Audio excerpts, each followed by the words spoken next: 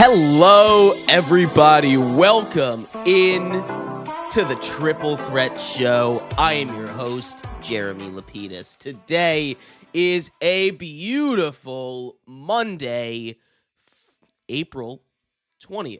It is great to be back. It is great to be here with you, and it is a great time in the world of sports. A lot to get into today. The playoffs have officially kicked off. That is right. The playoffs are here and they are ready to go. Game 1 in all 8 series of the NHL and the NBA have taken place, and we are going to break it down for you. What are the big takeaways from the first games of the playoffs? Plus, blockbusters in the NFL. Dexter Lawrence gets traded to the Cincinnati Bengals. The Bengals send the 10th overall pick in Thursday's NFL draft to the New York Giants, who now have pick 5 and pick 10, the second time Joe Schoen will be picking twice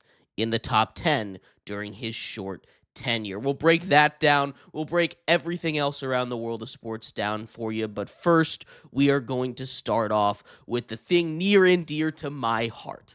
The thing that has caused me strife all weekend long. Dexter Lawrence, my guy, is gone. He is now the anchor, the defensive anchor for the Cincinnati Bengals. And I have seen a wide range of reactions to this trade online. But let me tell you, first and foremost, what is the correct reaction to this trade? Because Dexter Lawrence is the best defensive tackle in the NFL. Dexter Lawrence is the most impactful player that the Giants have on defense. Dexter Lawrence is the guy that makes that Giants defense go. And this is a Giants defense that when they were going last year was no joke. This is a Giants defense that when they were going last year held them into games. Now, there are plenty of issues with that Giants defense, but the defensive line is not one of them. I think what the clear thing to look at is the on-off numbers, kind of like a plus-minus here, with Dexter Lawrence on the field and with Dexter Lawrence off the field. Sure, he only had 1 sack. Oh no, boo-hoo. The fact that he's expected at the nose tackle position to have 6, 7, 8 sacks in a season is ridiculous as it is. That is why Dexter Lawrence is where he is at as far as being worth the number 10 overall pick in the draft. Because, let me tell you, when I saw this trade, my initial reaction was the Giants better get more. Dexter Lawrence is that great of a player. And I know I might be a little bit biased here, but let me tell you something. Dexter Lawrence, when he is on the field, the Giants were, for just about every passing metric, a top 10 defense.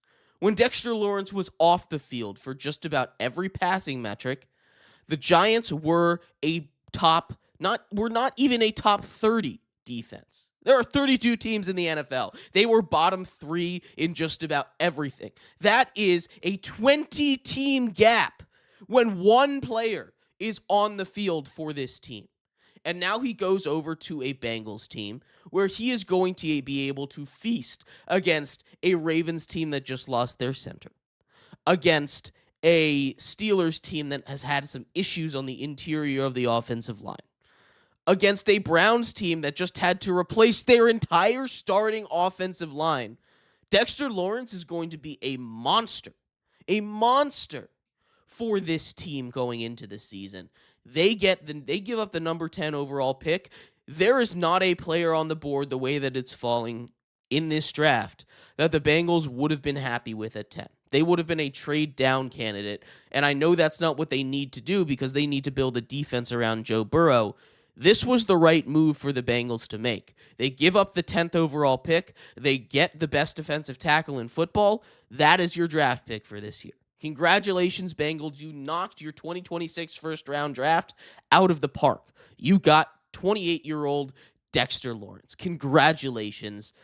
That is the best player that will be picked with a number 10 overall with any pick in the top 10 this entire NFL draft. Now there's going to be a lot of questions of who won this trade. And I think overall it was probably pretty fair. You're not getting a Dexter Lawrence level guy at that number 10 pick, but you do have to pay a Dexter Lawrence level guy, right? You have to go out, and the Bengals gave him a 1-year, $28 million deal. The Giants probably could have done that, but Joe Schoen is very much against paying all pros money. We saw it with Saquon. We saw it now with Dexter Lawrence. Instead, he's going to continue to, bring in the Daniel Joneses of the world, not pay the guys that are keeping this defense together. He's doing the same thing with Kayvon Thibodeau, although he's kind of expendable. He's that third-string defensive end now that you have Brian Burns and you have Abdul Carter, who hopefully gets a lot more opportunities with a new defensive coordinator in the building. New staff. I'm still optimistic about this Giants team, but that hole in the middle is going to be very, very tough to fill, and they don't really have a pick to fill it. The defensive tackles in this draft, you're not picking in the top 10. You're not getting a guy in the top 10 without a reach that is going to be able to fill that Dexter Lawrence position. Now, they did draft Darius Alexander out of Toledo last year, a guy that I'm a big fan of. He's not going to be able to fill that Dexter Lawrence-sized hole like that. It's going to be a process. It's going to be a problem in the beginning, and that defense is going to take a step back, but they can still shore it up. They have 2 picks in the top 10. They can get a Sonny Styles. They can get a Caleb Downs. Maybe they could even get both of them. We'll do a draft analysis, another live draft. We did live mock draft 1.0 2 weeks ago with my buddies Caleb and Peter, a little throwback triple threat show action. We'll be live tonight again doing another live draft. We will be including trades in this one. So there are going to be moves in the top 10 most likely, maybe even a team trading up to number 3. But we will break that all down tonight, as well as a lot more NFL action with the NFL Mock Draft Live 2.0 tonight on the Triple Threat Show. But let's get back to this, because Dexter Lawrence gone is going to be a huge problem. I said they should have gotten more. I wanted 2 top 100 picks for Dexter Lawrence because he is that special. Everyone else is saying the Bengals got fleeced. I think the Giants are going to walk out of this deal feeling a little bit empty-handed. Now, I think Dexter Lawrence is the best defensive tackle in the NFL by a pretty wide margin, and that is affecting my decision there, the way that I'm breaking this down. But the Giants getting the number 10 overall pick is a win. Overall, I would say that this is probably a pretty fair trade. The only comparable trade we have seen in NFL history is Randy Moss getting sent to the Raiders for a 7th. Now, obviously, that did not work out the greatest for the Raiders, but this is still something that the Giants can make work. They just need to nail those top 10 picks. But that wasn't the only blockbuster trade in the NFL, as today, right before we went live, it was announced per ESPN, Adam Schefter, Ian Rappaport, NFL Network, that A.J. Brown and the Eagles have agreed to a trade, sending him to the AFC pennant-winning New England Patriots for compensation we don't know. Now, this is not a trade that's going to be completed until June 1st, so that is something to keep an eye on as we go through our NFL grab bag. This is not something that we know is official yet. All we know is teams have agreed to terms. There is a deal in place, likely to be traded, per Schefter, to the Patriots post-June 1. So this is not official. This is still in the rumor mill territory, but this is a lot more than a rumor. This is a lot more than us saying, yeah, it sounds like. This is what it feels like. There's been rifts in the organization between A.J. Brown and Jalen Hurts and the front office and Howie Roseman and head coach Nick Sirianni, right? We have heard all of these rumors for a year and a half at this point. A.J. Brown likely to be traded to the Patriots post June 1st is the breaking headline from Adam Schefter. Now, if I had to guess the compensation here, we're obviously not getting any kind of first-round picks, which I think the Eagles really would have liked to get. Howie Roseman is a guy that loves his first-round picks. He's a guy that has found a way to be very successful in the draft and in trades because he is one of the better talent evaluators in football. Now, they got A.J. Brown by a first-round pick to the Tennessee Titans years ago that eventually turned into Treylon Burks. Now, Treylon Burks did not have a successful career because of injuries. He's still on that second chance market right now. There's a lot of places where he could go and recover, but he's not going to be an A.J. Brown level player. There are most likely going to be at least a first-round pick, if not a first-round pick of value with like a second and a fifth. But I would expect this to be a bunch of 2027 picks that are expected to be a much better draft than this year. But this opens a bigger question with the Philadelphia Eagles that we will get into tomorrow of what does this team look like without A.J. Brown? Because they still have their wide receiver one in Devonta Smith. They still have a lot of solid options. They've traded for Dontavian Wicks most recently. They have brought in a bunch of mid-tier third receivers. They have Jahan Dotson still, who they incorporated more and more into the offense last year. There is a lot to like about this team. Obviously, you have Saquon, you have Hurts, you have a great offensive line, you have a defense that's going to continue to be amazing. But the question is, are they a Super Bowl team, or are they, we collapse down the stretch type of team? Because there doesn't seem to be an in-between for these Jalen Hurts Eagles. We need to find, if you're an Eagles fan, where that line is. It has to do a lot, it seems, with the offensive coordinator. They bring in a new one, a young guy in Sean Mannion, and I think this is going to be his time to sink or swim.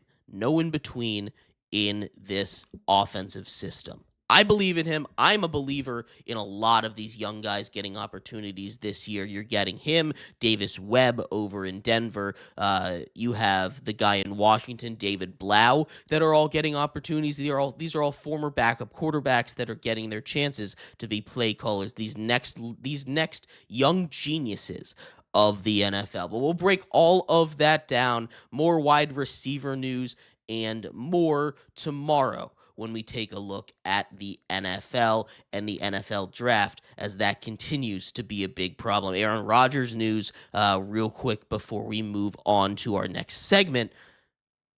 They don't expect to have an answer before the beginning of the NFL draft, which could mean they're in the market for a quarterback in the first round.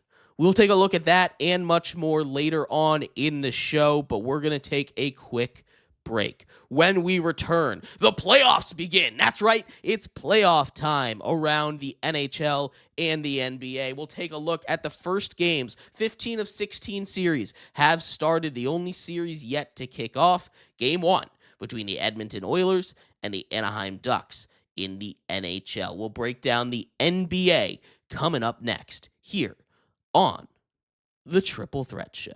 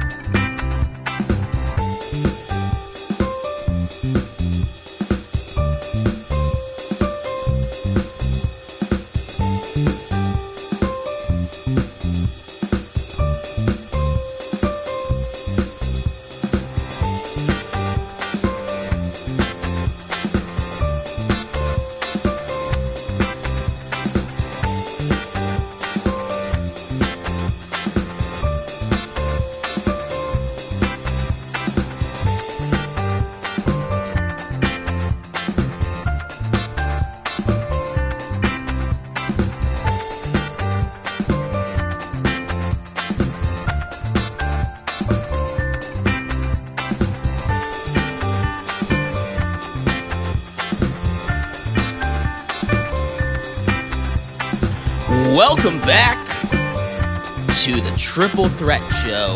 I am your host, Jeremy Lapidus. Today is a beautiful April 20th, 2026. Happy Monday, everybody. A big weekend in sports has just wrapped up, and I am here to break it all down for you. If you're just tuning in, you missed our big NFL segment. Dexter Lawrence traded, rumors surrounding A.J. Brown, what's going on with Aaron Rodgers, and just now some breaking news in the NFL as Trent Williams, the disgruntled offensive lineman, one of the best tackles in all of the NFL, is staying in San Francisco. This has kind of been a story that had been underlining the entire offseason. What are the 49ers going to do in this draft? Trent Williams said he wouldn't play unless he got this. He asked for a release, and now they've worked it out. 2 years,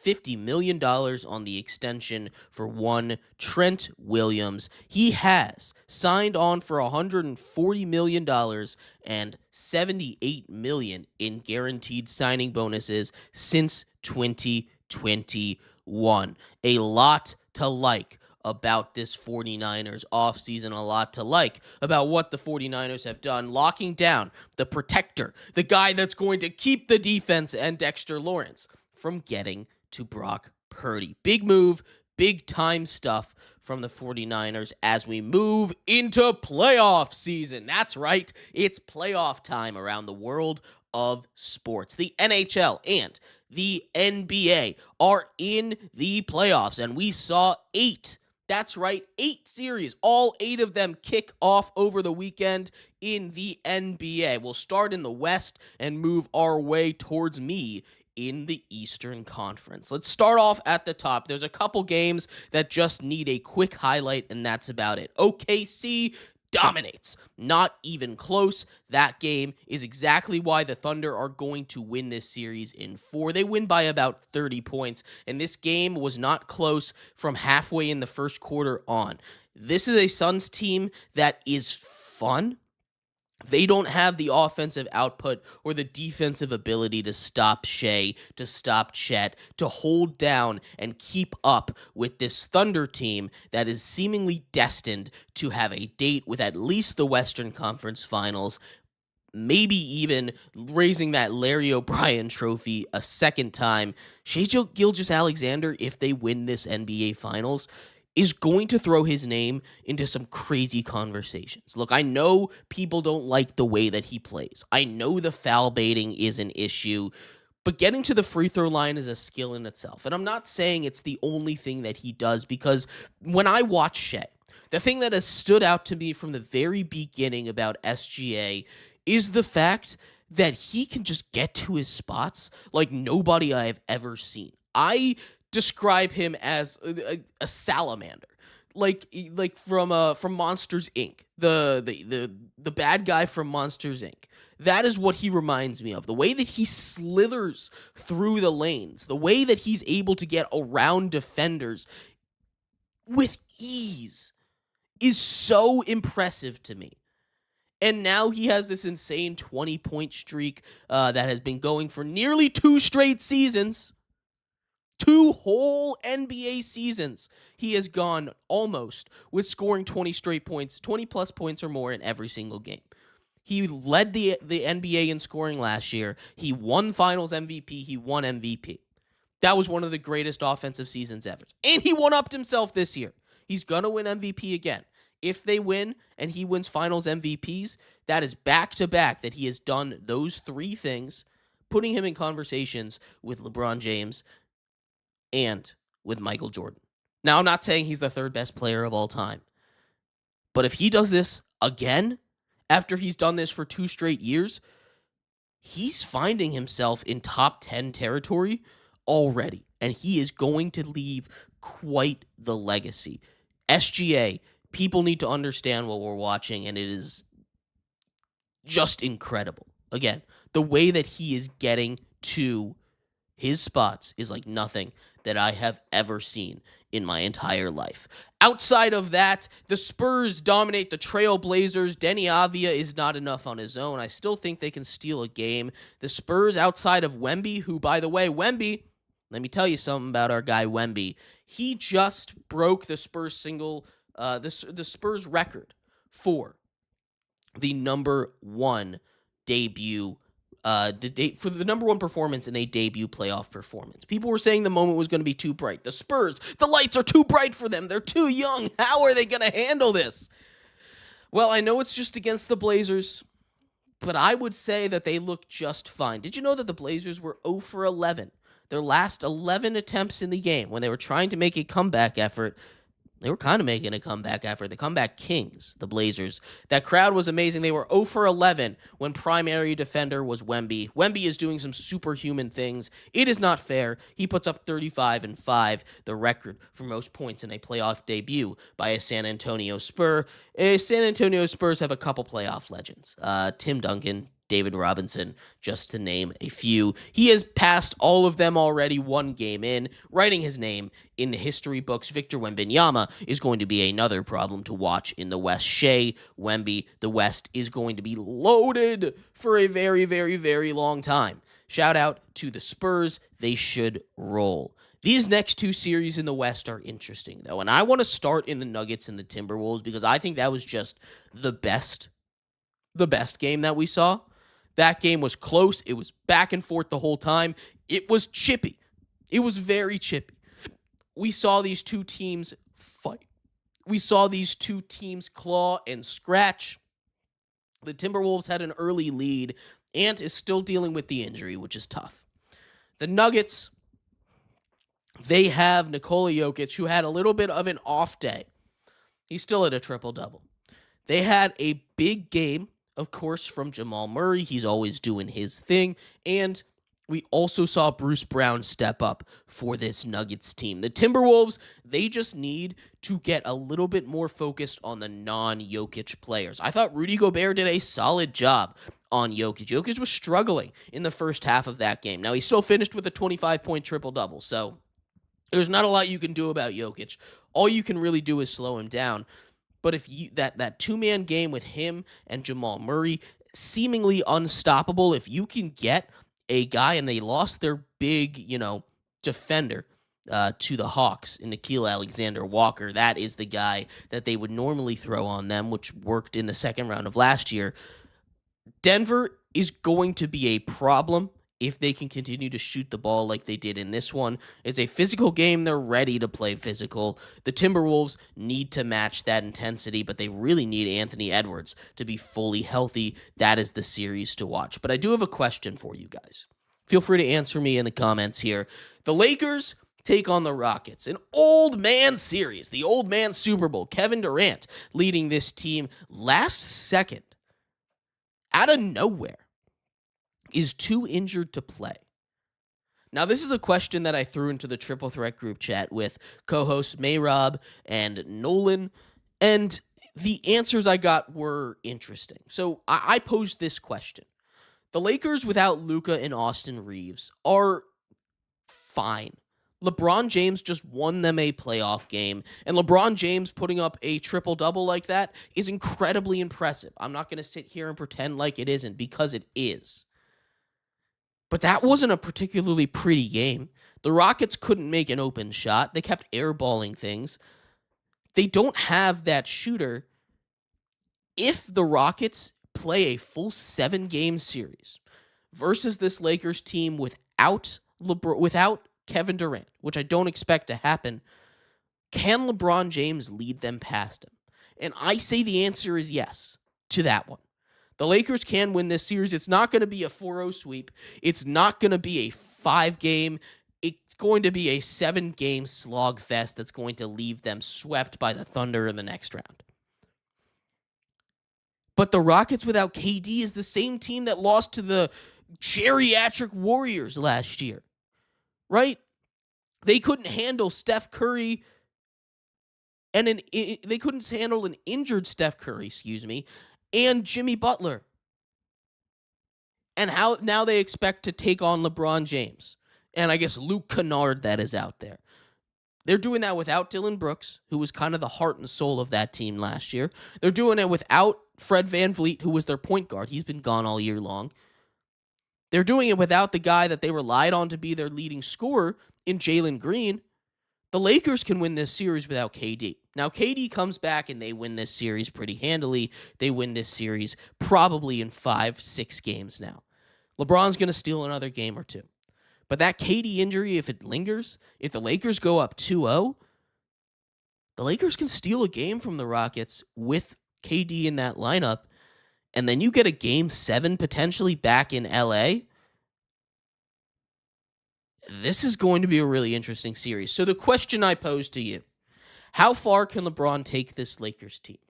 With KD in, they could get to the second round. With KD out, they'll probably get to the second round. They're not making it past the Thunder.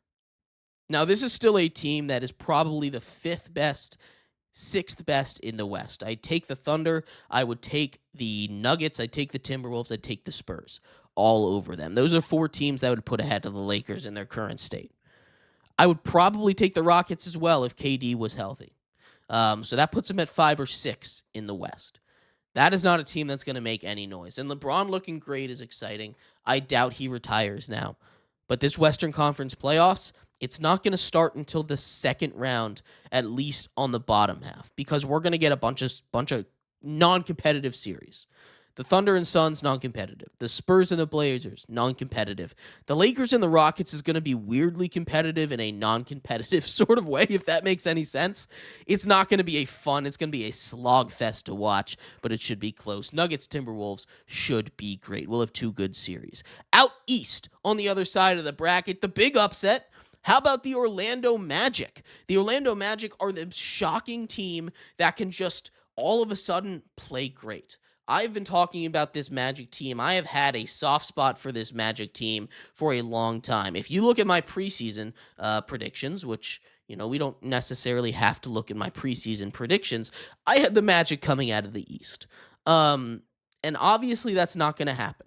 So, egg on my face here, hand up, the Magic are not coming out of the East. But they showed that they can compete. This is a Magic team that is an enigma to me. This is a Magic team that I look at and I say, what are you doing? Who are you? Who is the Orlando Magic? Because on any given night, they can come out, and we've seen it against the Hornets and now game 1 against the Pistons. They can look like a top 4 team in the East. A top 4 team in the East is very much in play for this team. But any other given night, they go out there on the floor and they completely blow it. They go out there and they play like they haven't seen each other ever. They have no team chemistry. Paolo Banchero can't hit a shot, and they look like a team that should be competing with the Wizards for the worst overall record in the NBA. There is no in-between for this team. They can play big, they can play strong, they can play physical. Congratulations, we love that, right? They can play weak, they can play poor, and they cannot hit a single shot. They don't have the shooters on the outside of Desmond Bane, which is why they give up so much to get him. He still fits into that defensive mold of theirs, and he can shoot. And that is a hard guy to find, a great 3-and-D guy. They still gave up way too much for him. Everybody knows that. This is a Magic team that is going to give the Pistons fits on their on nights. But in a series, a 7-game series, the Magic are not going to have enough consistency to beat anybody in this Eastern Conference. There are going to be people that overreact and say, are the Magic good? And the answer is sort of. Yes, kinda. But they can't keep this consistently up over a 7-game series, and because of that, they're going to push the Pistons to the brink, probably. They might steal another game or two, but the Pistons should come out of that one. That is a series to watch, because if the Magic get on a roll at this point, they could make it all the way to the Eastern Conference Finals.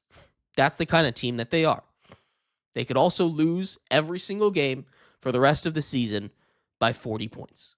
That's just the kind of team that they are. So I'm not going to give you a official prediction on the Magic. It truly is a coin toss. I think they toss a coin. If it lands on heads at the beginning of the day, they say, all right, we're set. We're ready to go. We're about to whoop them.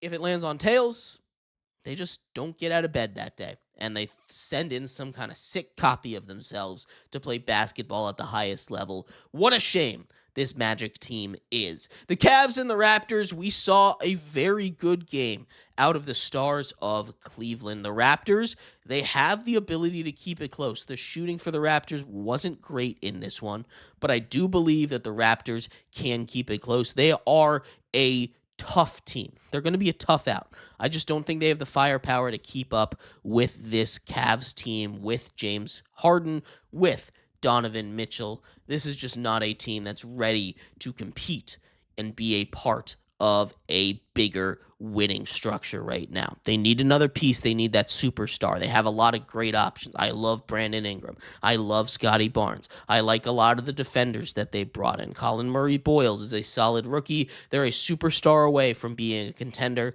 and that is as simple as it gets. Potentially bring Kawhi back. Maybe then we could talk about them as being contenders in that Eastern Conference. The Hawks and the Knicks look really good, but the Hawks did shut down Jalen Brunson, which is something to keep an eye on. They shut him down for everything outside of the first quarter. If they had a big on Brunson, he wasn't getting anything done.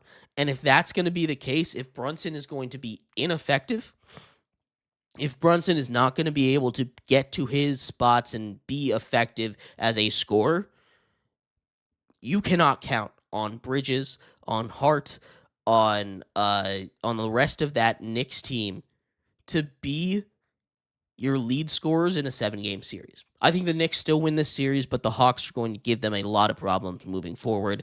And the Celtics are going to sweep the 76ers. They probably don't even need to play that fourth game. I think the Celtics could probably advance in 3. That is what we're looking at right now in the Eastern Conference. A couple competitive series. Again, the NBA playoffs, they really get good in the second round. And that is where we turn our attention to in just a couple of weeks. But there is one playoffs that already has started off with a bang. The NBA playoffs tend to start off slow and be a slow crescendo all the way to the NBA Finals. But the NHL playoffs, they hit you hard. They hit you fast. And from the first minute of puck drop, the first 3 seconds, the tone was set. We will talk about the NHL playoffs, what happened immediately. Gloves dropping 3 seconds into the Stanley Cup. That's how you know we're set for an all-timer. Overtime goals, elite comebacks, some thawing off of playoff rust, some big collapses, and some big surprises. We'll talk about all of that and more coming up next here on the Triple Threat Show.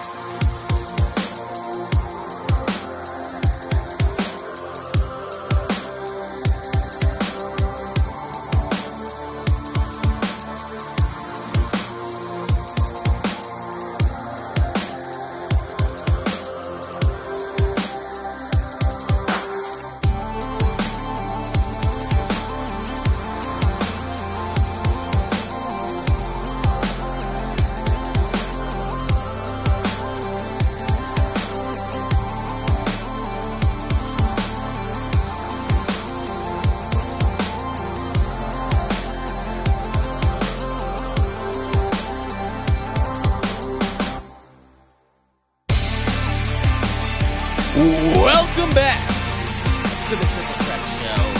I am your host, Jeremy Lapidus. Today is a beautiful Monday, April 20th. Welcome in, welcome in. If you are just tuning in, we have had quite the show for you today, from blockbusters in the NFL over the weekend to breaking down the first round of the NBA playoffs so far. Big fights, big moments, big games as we are here in playoff season. But it's not just the NBA playoffs that are here. We saw the beginning of the NHL playoffs as well. Hockey is here and it is ready to rumble. From 3 seconds in, we saw the gloves drop in Hurricanes Senators. We will break down that tone-setting game for the Stanley Cup playoffs, what it meant for the rest of the day, as every single game was tight, other than the Wild dismantling the Stars. We'll break down everything, but before we do, what are you doing here? We need you everywhere on the Triple Threat playlist. Everywhere you get your podcast. That's Spotify, Apple Podcasts, iHeartRadio, Audible, Amazon Podcasts, and more. Everywhere you think podcasts exist, we're there. Go ahead and check us out over there. Give us a follow. Also on YouTube, where we are live on here right now at Triple Threat Show, live on Twitch at 3 Threat Show, and on Instagram at 3 Threat Show _ plus TikTok, where you can find short form content from me and Mayrob and Nolan all across the platform at the _ Triple Threat Show. But we need to get into the NHL playoffs because it kicked off with a bang. That's right, 3 seconds in to the NHL playoffs, the Stanley Cup playoffs, right away, we saw action. The gloves dropped between Ottawa Senators captain and Hurricanes captains immediately, 3 seconds in, right? We saw action. That sets the tone. That sets the tone for this game. Obviously, when a Tkachuk brother is involved, there's going to be action every time. But the Tkachuks get going, and the Hurricanes draw first blood. The first and only shutout so far of the playoffs belong to one Freddie Anderson. Frederik Andersen turned away 22 shots in the first game from the Senators. A couple of them were a little controversial, including one that looked like it went halfway across, but could not quite make it all the way across thanks to a glove save by one Freddie Andersen. And that's going to be the key for the Hurricanes moving forward. And I talk about it all the time when we talk about playoffs.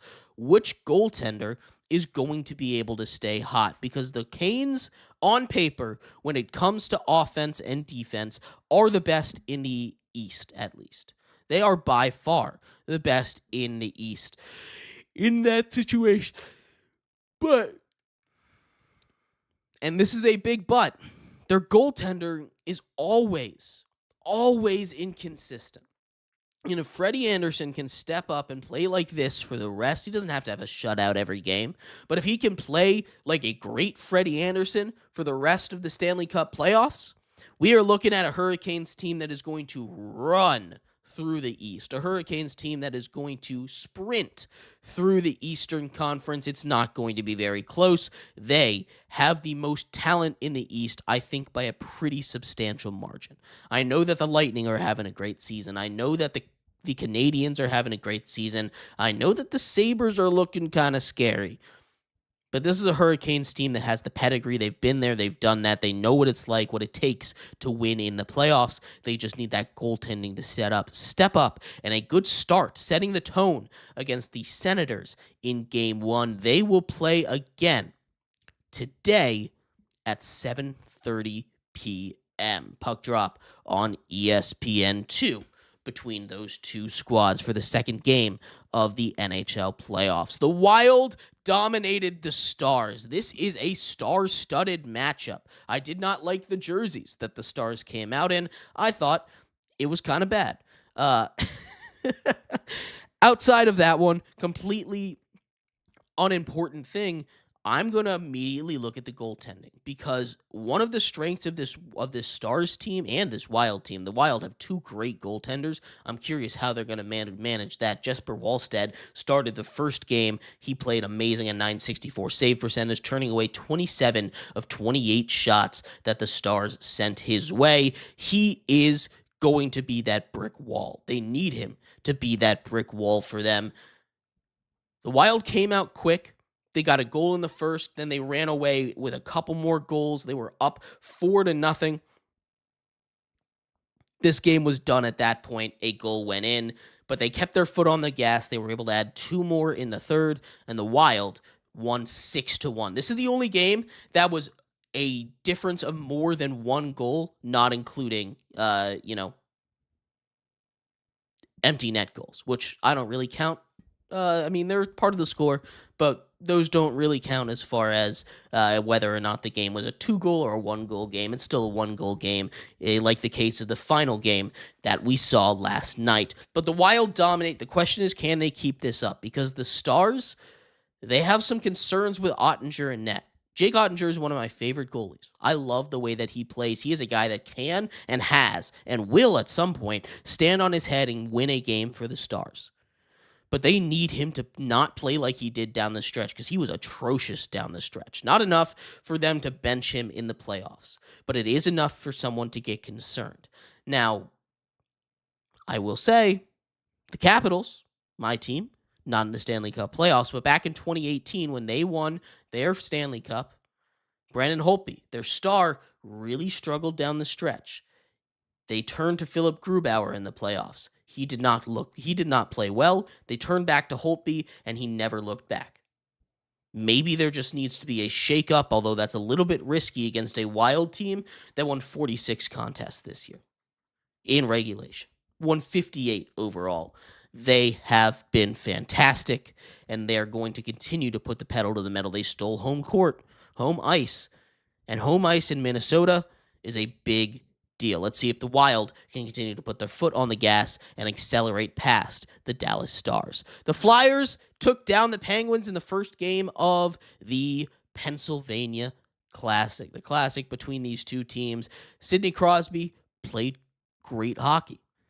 But how about the young kid? The young kid, Patrick Marleau. That guy, straight out of college from Michigan State, comes in, scores the game-winning goal.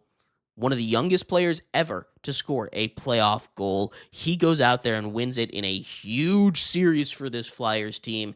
This one is going to be a fun watch. Not only do these teams and these fan bases not like each other, an in-state crosstown rivalry, if you will, but the goaltending in this series is just not going to be very good.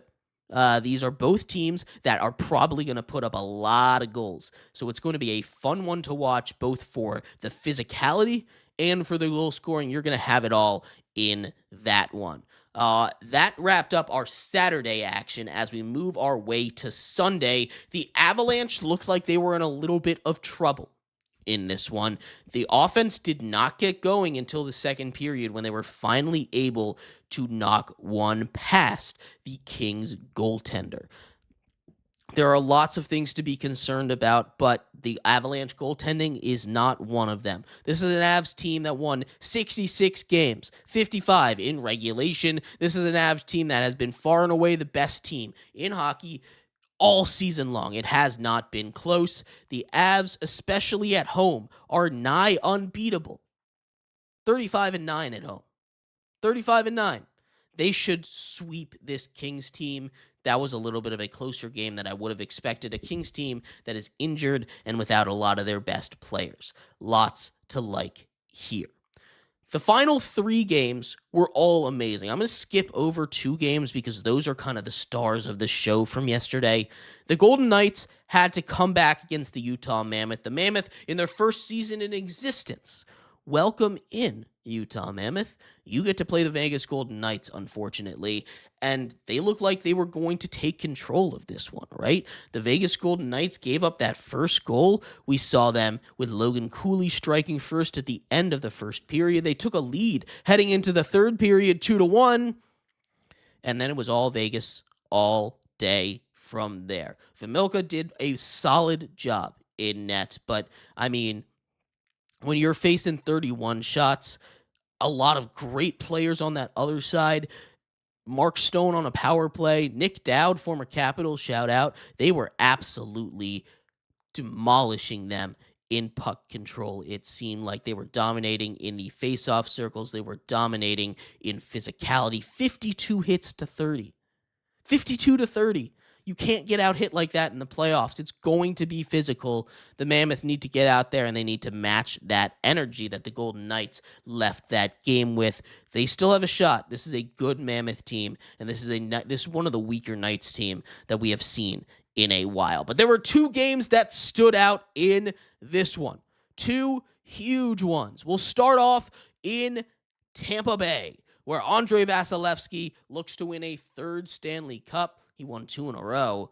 We got our first overtime of the series. We saw of the playoffs. We saw Jurek Slavkovsky score his third goal. How about that? A hat trick for Slavkovsky to win it for the Montreal Canadiens. This is a Canadiens team that snuck into the playoffs last year, lost to the Caps in the first round. Now they get another test with the Tampa Bay Lightning, but this time this team had over 100 points. This is a real deal Canadian squad. They're going to be out there, and they are going to be a problem for everyone in this Eastern Conference. The Tampa Bay Lightning have had some great goaltending all season long from Vasilevsky. We're getting classic Vasilevsky here right now. They've got Nikita Kucherov, who's playing at an MVP level, might even win the MVP this year with the way that he has been playing. There's everything going in the Lightning favor,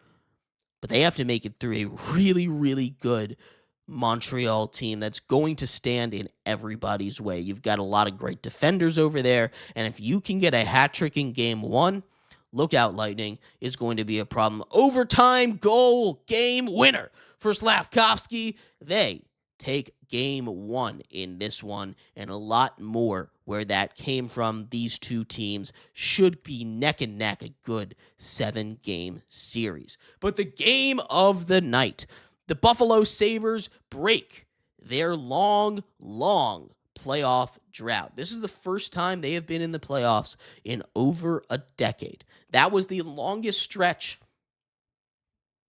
in all of major American sports. Not anymore.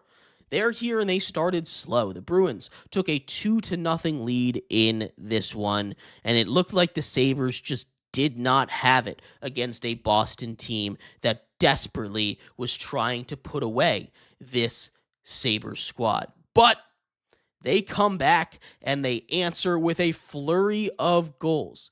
8 minutes to go in this one. Down 2-0. Tage Thompson lights the lamp with his first goal of the game, making it 2-1. All right.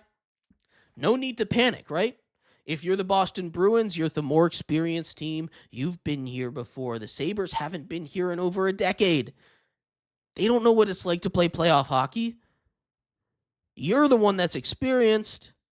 3 minutes later, Tage Thompson lights the light again. The lamp goes. The horn sounds, and we're tied at 2. The momentum is gone.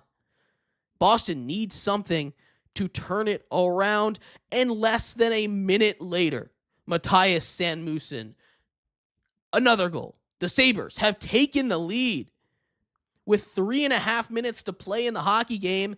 In 4.5 minutes, they score 3 goals and take all of the momentum away from Boston. They then have to pull the goalie, empty net for Alex Tuch, makes it 4-2. When David Pastrnak gives them a little bit of hope, too little, too late. They score a goal with 8 seconds remaining in the game. Not enough time to tie this game up. Very unfortunate ending for the Boston Bruins. The Buffalo Sabres, though, they thaw out their playoff sticks, and they get their first playoff win since 2011. What a moment for the guys up in Buffalo. Tage Thompson is a problem, and he will continue to be a problem for this Boston team. You need to pounce on this Sabres team because there is a reason that they are hosting a playoff series in an Eastern Conference that had a lot of teams over 100 points. There is a reason that the Sabres are here and ready to go. It has been a long time, but they have been knocking on the door for a while, and now it is time for them to show up and show why they have a chance to win it all, because Buffalo is a dangerous team. Do not sleep on the Sabres. Lots more hockey coming up, lots more playoff action coming up today. A heavy diet of hockey and basketball kicks off at 7 p.m. with the Flyers and the Penguins on ESPN today in hockey, and 7 p.m. on Peacock and NBC Sports Networks at 7 between the Cavs and the Raptors. Lots of playoff action tonight. Lots of playoff action all week long, and this is your spot for all of it. The Triple Threat Show will be here tomorrow covering the rest of it. We'll go over everything you missed from yesterday's actions. We will keep you up to date on all the rumors with the NFL Draft. Just now 3 days away. That is right, the 23rd, 3 days from now, Thursday, the NFL Draft. Reminder, we will be live, me, Peter, and Caleb, for Mock Draft Live 2.0. Make sure to check us out then. There will be trades, there will be chaos, and there will be fun. Make sure you are here for that. But thank you, everybody, so much for tuning into today's episode of the Triple Threat Show. I have been your host, Jeremy Lapidus. We will be back tomorrow. Make sure to check us out everywhere you get your podcasts, on TikTok, on Instagram, Twitch, and on YouTube. Thank you so much for sticking around, and I will see you tomorrow. Bye-bye.